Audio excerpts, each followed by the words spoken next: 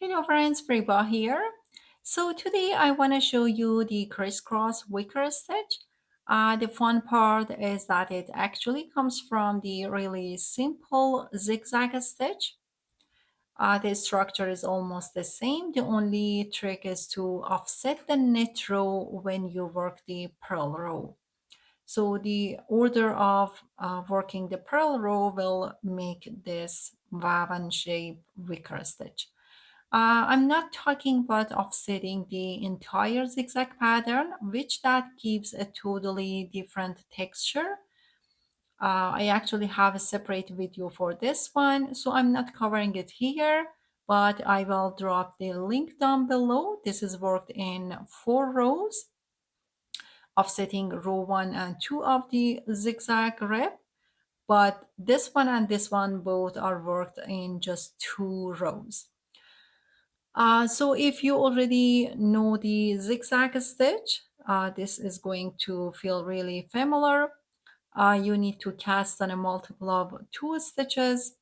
Any even number will work. And as I said, it's going to be completed in just 2 rows. Here I have cast on 16 stitches using the worsted weight yarn and 5mm needles. I'm going to zoom a little bit here. So I will try to show in both styles, English style and continental style. The first row of both patterns are exactly the same. Basically, we're going to work over 2 stitches. We're going to cross them. I will keep one edge stitch. So I will knit the first stitch here just to keep as an edge stitch, and later I will pick up this stitch without knitting following rows. For the edge stitch at the end of the row, I will knit. So we're going to cross these 2 stitches. It will be crossing left stitch to the right and right to the left. So for that, we need to work through the back loops. I'm going to insert my right needle through the back loop of the second stitch and knit it counterclockwise.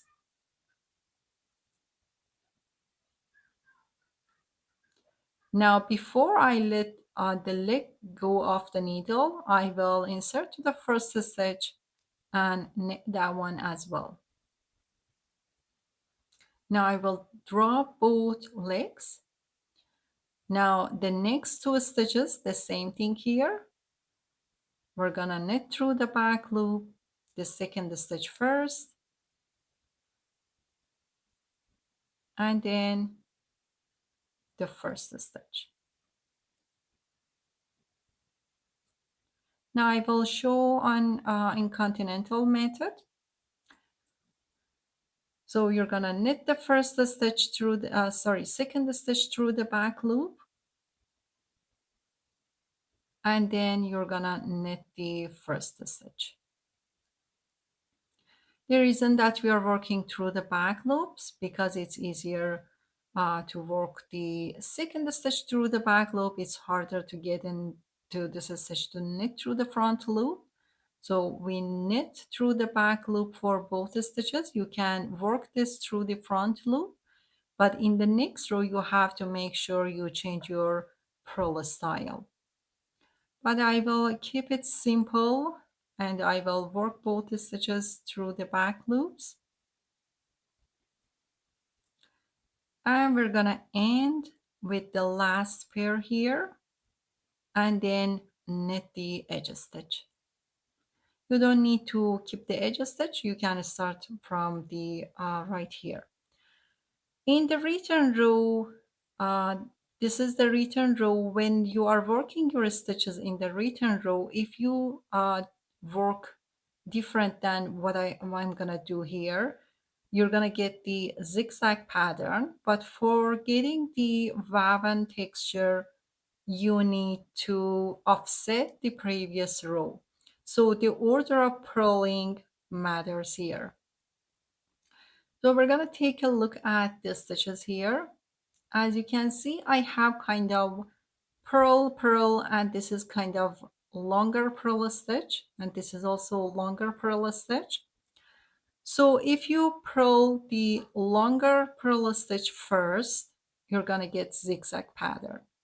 If you purl the shorter one first, this will offset the entire row and your pairs will be these two stitches.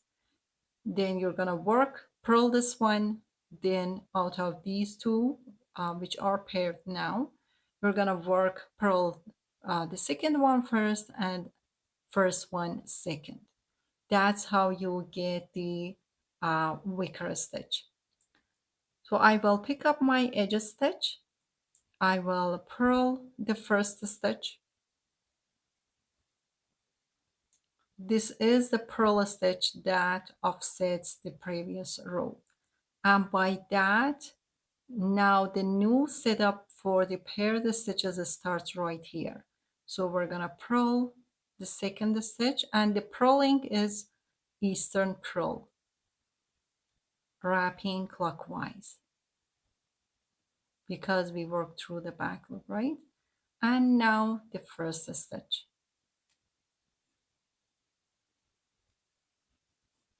One more time with the English style. You purl the second stitch and then you purl the first stitch.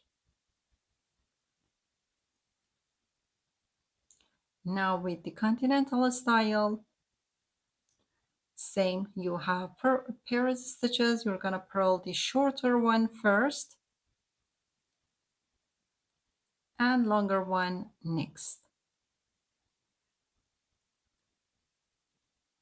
Now these are the paired stitches, shorter one first, longer one next.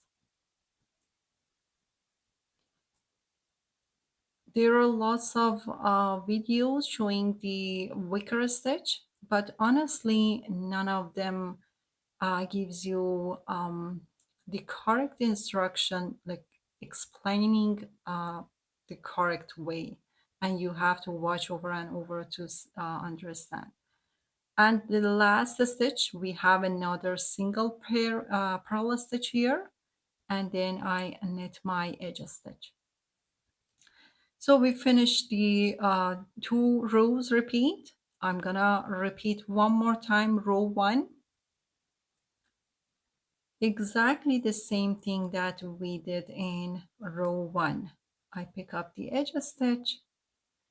Now again, if you look at your stitches, you're gonna see this is kind of lean to the right. We're gonna work that stitch first. So we don't have any single knit stitch at the beginning of the row. Like in purl row, we worked one single purl at the beginning of the row. So I knit the second and now knit the first one. Again here, knit the second stitch and knit the first stitch. This is exactly how we work row one.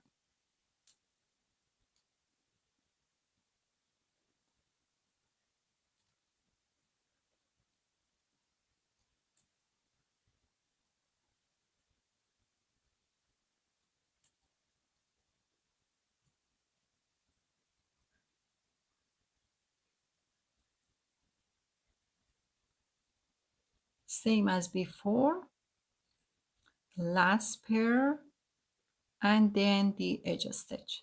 So no single knit stitch. Always they are paired. For the purl stitch, we always have one purl stitch which is single at the beginning. That offsets the knit row. Now we're gonna purl the second one and purl the first one.